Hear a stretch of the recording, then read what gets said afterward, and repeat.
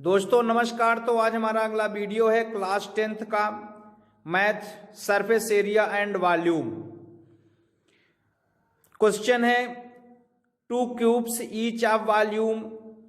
दो क्यूब हैं जिनका वॉल्यूम 64 सेंटीमीटर क्यूब है। अब वो एक दूसरे से एंड टू एंड ज्वाइंट हैं। हमें जो दो क्यूब ज्वाइन होने के बाद जो एक क्यूबाइड बनता है उसका सरफेस एरिया फाइंड करना है। तो हमने मान लिया कि क्यूब का जो साइड है वो x है, तब जो क्यूब का वॉल्यूम होता है वो होगा x क्यूब और दिया हुआ है वॉल्यूम 64 सेंटीमीटर क्यूब। तो यहां से x क्यूब इक्वल टू हो जाएगा 64 सेंटीमीटर क्यूब। अब 64 को लिख सकते हैं 4 इंटू 4 इंटू 4, तो यहां से x की वैल्यू हो जाएगी 4 सेंटीमीटर, क्योंकि x cube equal to 4 cube हो सकता है, तो x इक्वल टू हो जाएगा 4 सेंटीमीटर।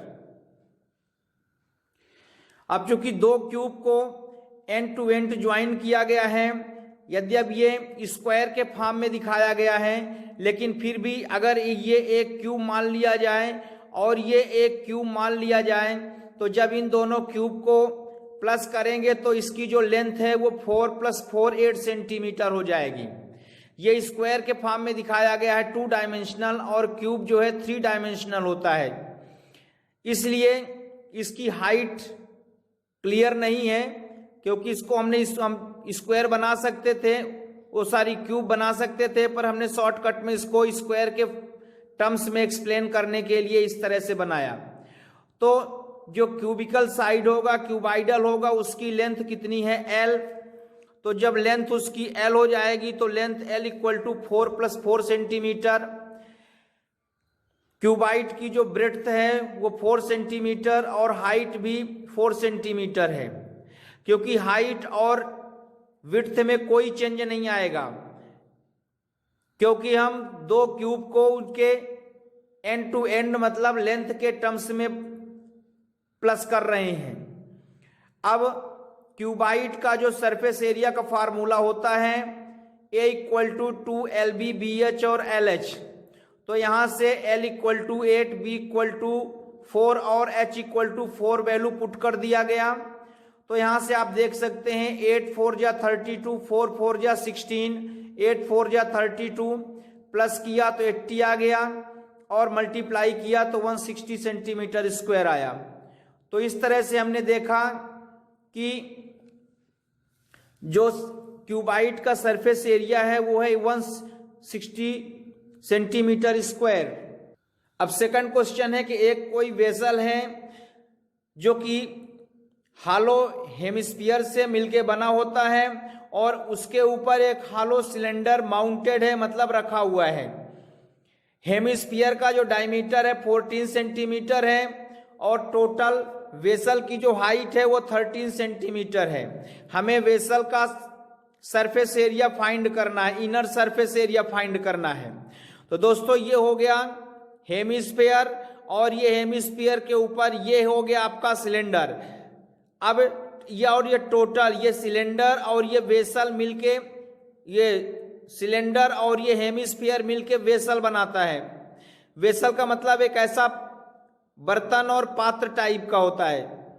इसकी टोटल हाइट दिया है 13 सेंटीमीटर, चूंकि डायमीटर दिया है 14 सेंटीमीटर, इसलिए इसका रेडियस होगा 7 सेंटीमीटर। स्फीयर हेमिस्फीयर का भी रेडियस और सिलेंडर का भी रेडियस, चूंकि हेमिस्फीयर का रेडियस 7 सेंटीमीटर है और टोटल वेसल 13 सेंटीमीटर है, इसलिए जो सिलेंड्रिकल पार्ट है इसकी हाइट जो है 13 - 7 इक्वल टू 6 सेंटीमीटर होगा। तो हम यहां से देख सकते हैं कि हेमिस्फीयरिकल पार्ट का जो हाइट है वो 7 सेंटीमीटर है। तो जो सिलेंड्रिकल पार्ट है उसकी हाइट हो गई 13 - 7 इक्वल टू 6 सेंटीमीटर। तो इस तरह से जो वेसल का जो इनर सरफेस एरिया है वो सिलेंड्रिकल पार्ट का CSA का मतलब होता है कर्व सरफेस एरिया, और हेमिस्फेरिकल पार्ट का कर्व सरफेस एरिया इन दोनों के प्लस के इक्वल होगा। अब सिलेंड्रिकल पार्ट का जो CSA कर्व सरफेस एरिया का फार्मूला होता है वो होता है 2 पाई RH, और हेमिस्फेरिकल पार्ट का जो CSA होता है वो होता है 2 पाई R²। तो यहाँ से पाई की वैल्यू 22/7, R की वैल्यू 7, H की इक्वल टू 6, यहाँ R इक्वल टू 7 पुट किया गया। ये 7 से 7 कैंसिल हो गया, 22 इंटू 2 44, 7 से 7 कैंसिल हुआ, 22 इंटू 2 44, 44 कॉमन ले लिया गया तो यहाँ से बचा 6 और यहाँ से बचा 7। तो 6 और 7 को प्लस किया गया तो 13 आया। इस तरह से 44 into 13 equal to 572 centimetre square आया। तो इस तरह से जो वेसल का इनर सरफेस एरिया है वो हो जाएगा 572 सेंटीमीटर स्क्वायर। CSA का मतलब होता है दोस्तों कि जब हम इस पार्ट को और इस पार्ट को काउंट करते हैं तो ये कहलाता है CSA। हम इसका ये जो अपर पार्ट है और इसका ये जो लोअर पार्ट है इसको छोड़ देते हैं, हम सिर्फ साइड का पार्ट और इसके साइड का पार्ट जब देखते हैं ये कहलाता है CSA कर्व सरफेस एरिया। यदि हम इस अपर पार्ट को और लोअर पार्ट को भी ऐड करें तो वो हो जाता है टोटल सरफेस एरिया, जिसको हम TSA कहते हैं। पर चूंकि यहाँ पे हेमिस्फीयर भी हालो है इसलिए ये नीचे का पार्ट नहीं होगा, और सिलेंडर भी हालो है इसलिए ऊपर का पार्ट नहीं होगा। तो इस तरह से सिलेंडर का CSA में ये दोनों आएगा जो कि कर्व सरफेस एरिया कहलाता है। इसी तरह से ये जो पार्ट सिर्फ ये होगा हेमिस्फीयर का, ये हेमिस्फीयर का कर्व सरफेस एरिया कहलाता है।